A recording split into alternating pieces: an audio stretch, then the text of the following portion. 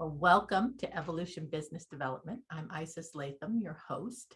And Evolution Business Development is really a place for us to come together, create an environment where great ideas can be tossed around and talked about. And I had a great idea when I was talking with Nicole Porter, and we talked about business uncurated, letting go of the script.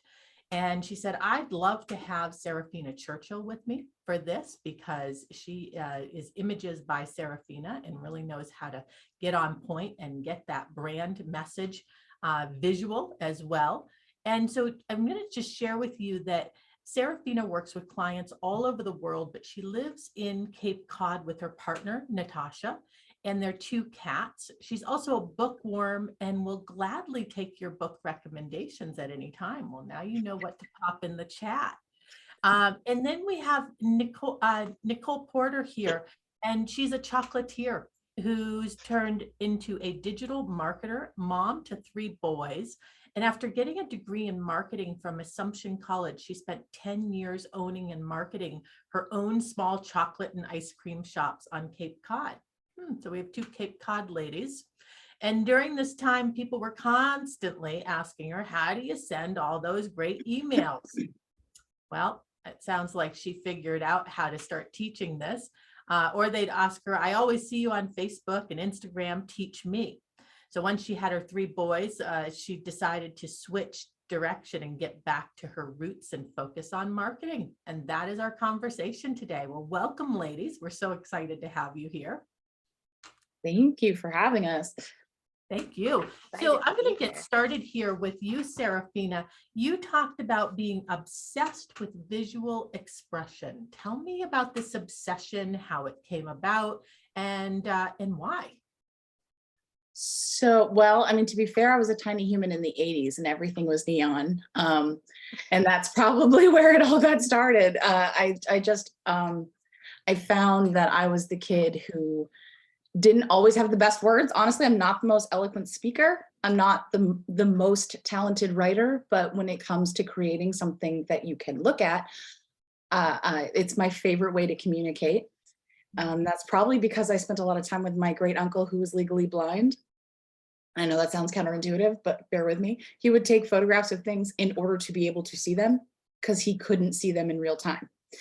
So he spent my whole childhood showing me photographs, and I understood that photos were a way to tell a story. And that's really what got me into, that's how I'd prefer to communicate, is through visualization. And eventually that turned into a career, and I'm pretty lucky to have gotten there. Yeah, well, that's great. So for you, visual expression is a form of communication. Absolutely. And Nicole, you came into this, obviously first as a chocolatier, and you speak about wanting to help small businesses with their social media presence and letting them become more authentic. How do you do that? We heard a little bit about why you got into this field, but tell us about how you actually apply that concept to your clients. Honestly, when I start with any client, it's really a lot of baby steps of getting them to show the true person behind their business.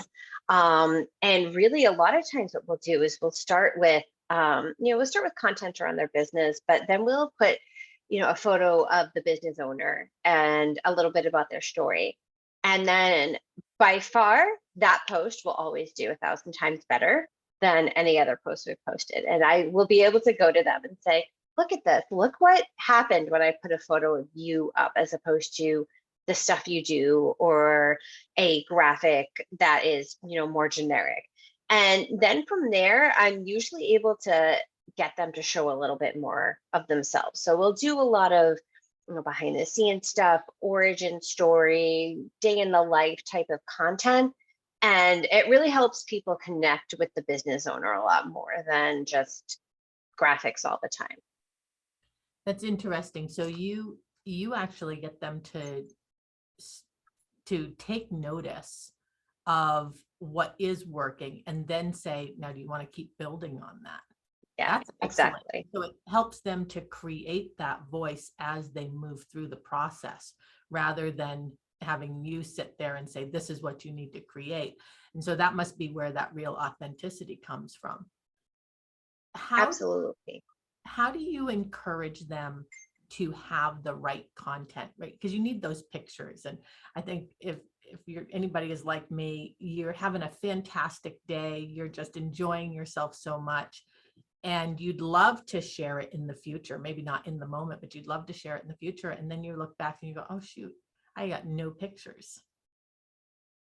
A lot of times I try to have them batch content. So if it's a local place, I can go and take a few photos, or even better, send them to Saraphina and she can take the photos, which we would be able to do once.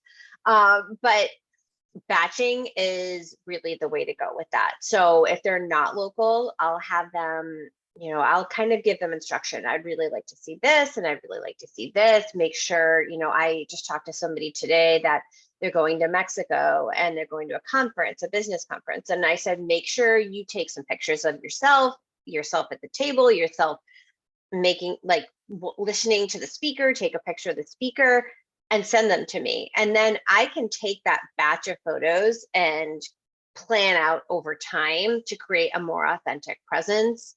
And then they don't have to worry about, okay, I always have to be taking pictures every second of, every day. If you can do it all at once and then plan out ahead of time, that works a lot better. That's brilliant, actually. Like, personal assistant follow you around and tell you this is what you want to get your images of, so that you don't have to always be on. That's great. Saraphina, Nicole just talked about that, right? She sends you out to get the images. How does that work? How are you able to take her instruction and then apply it and get the results that she's looking for?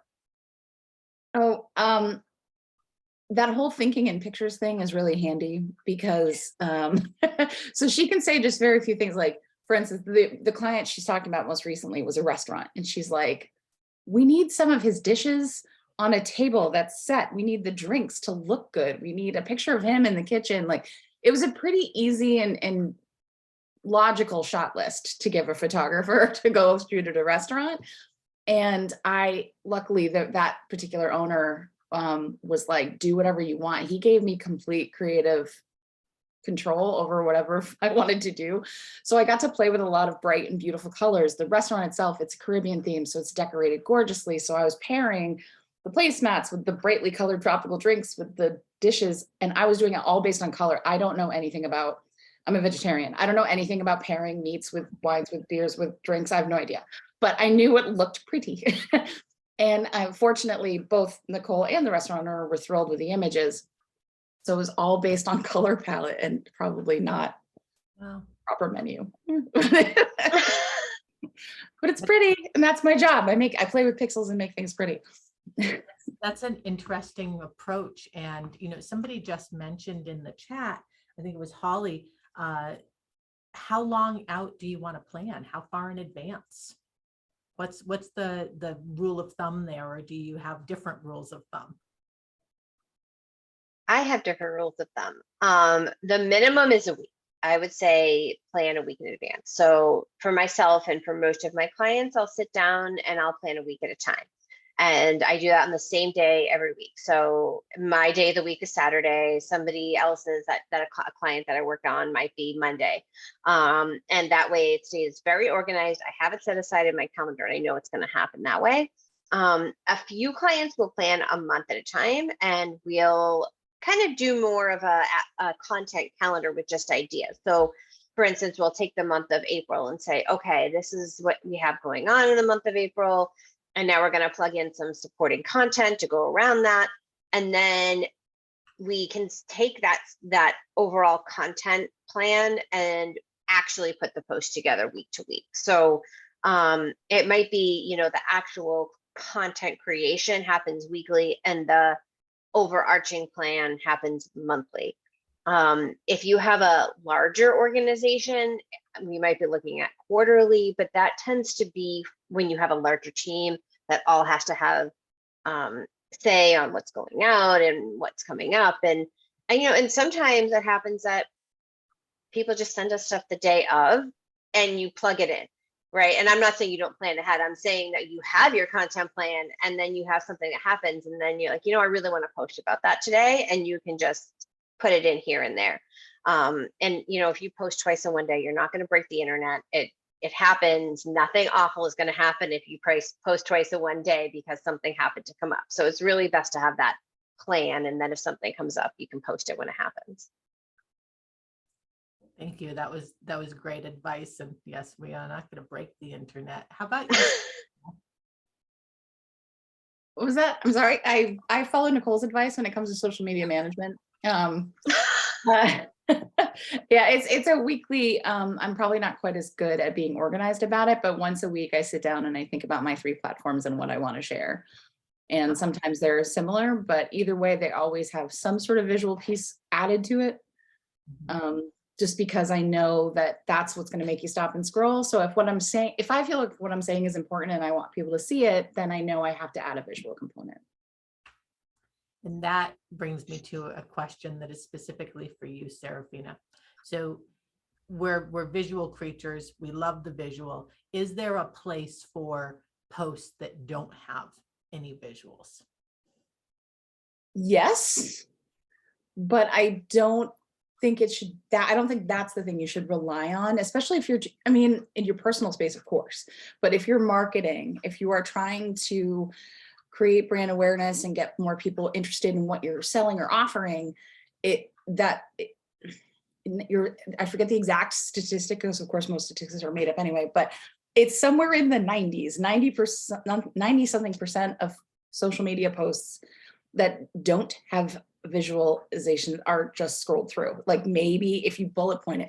One of the things I like to do is, even if you don't have like a picture to add, you can use graphics. And sometimes that's just emojis, and there's really nothing wrong with using emojis as a bullet point to help the human eye separate that information, make it easier to consume.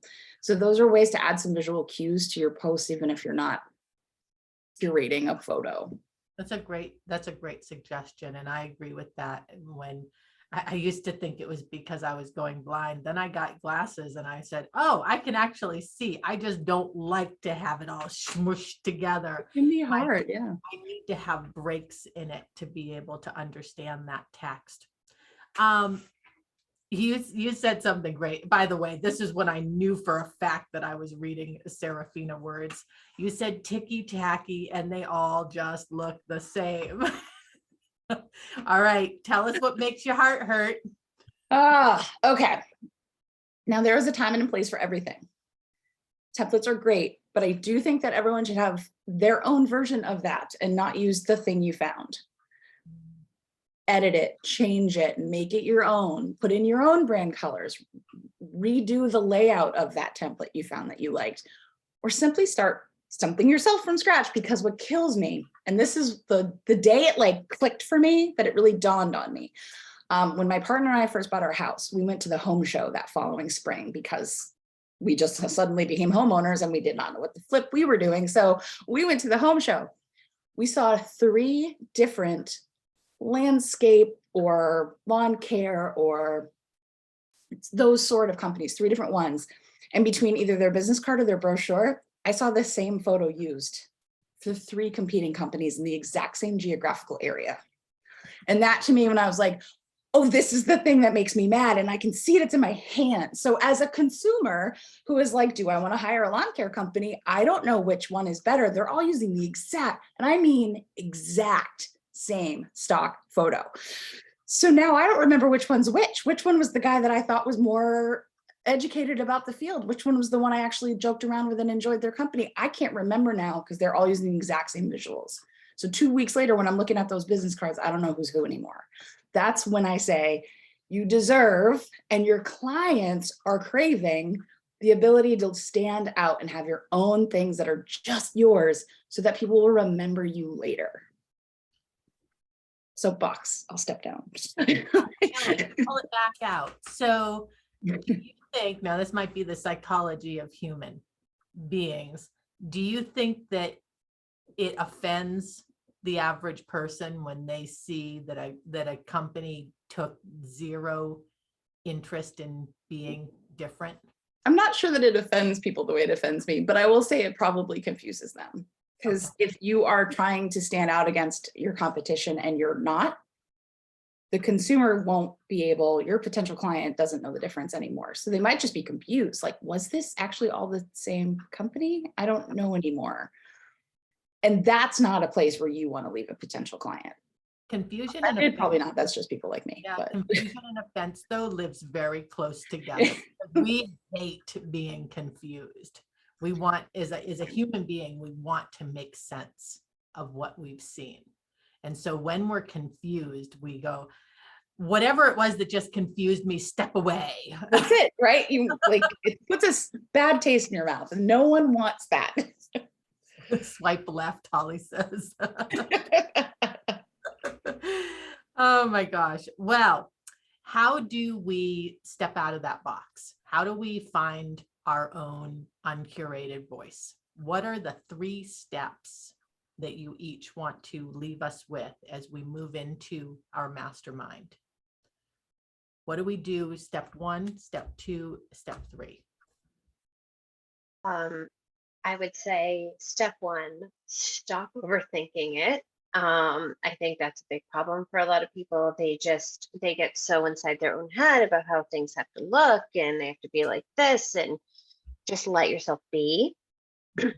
Step 2 is go little by little, like I was saying before. Like, don't think that you like, okay, I have to be fully authentic tomorrow, and this is my, this is me. And it's, it can be very uncomfortable for people, I think, to show a different side of themselves, and they're used to showing, and show a little bit more of who they are. So don't feel like you have to do it all at once. Like, it can be a little by little, and you'll get more comfortable and more comfortable as you go.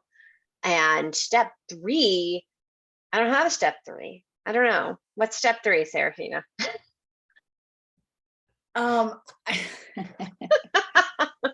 So even though I'm trying to think, like, I always use, so I try to make things as simple as possible. So a great way of staying on brand is if it's just something that is a part of you anyway. So for instance, I said I like bright colors, but I actually don't prefer to wear bright colors. So my brand is black and white with a little bit of teal, because those are the favorite things that I wear. So it's like, it's my brand, but also if I'm at a networking event, that's what you're going to see me in. Look at me today. I'm wearing black and white over my blue shirt. Like, it's a part of who I am anyway. So I don't actually have to think about it, which is automatic authenticity, because it's just who you are. So if there's something about you that you're very comfortable sharing both publicly and privately, like what color clothes I'm wearing, I don't care. It's always black and white. So if it's that sort of a thing that you can just have without thinking, it'll help you be consistent, because it's just always a part of you.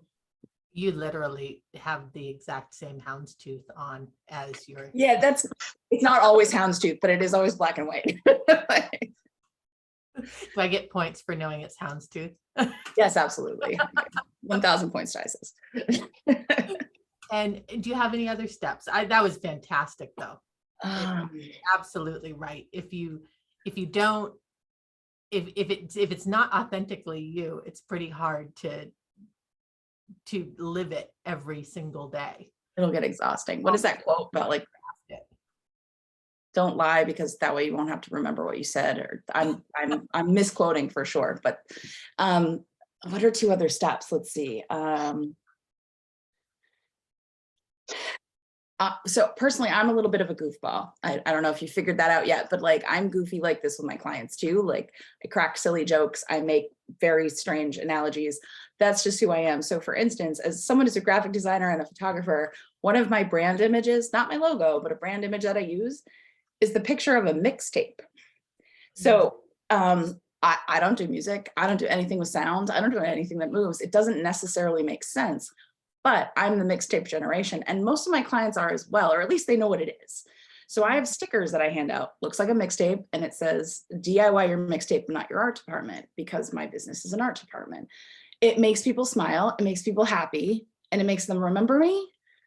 And it's a mixtape. It's just a silly thing. So if you can have something fun that you can add to your messaging, both in person and online, like, if you can make someone smile, like, you've made their day. So find something that makes people smile and have it still be about your brand. That is the perfect note to end this on because we're all smiling.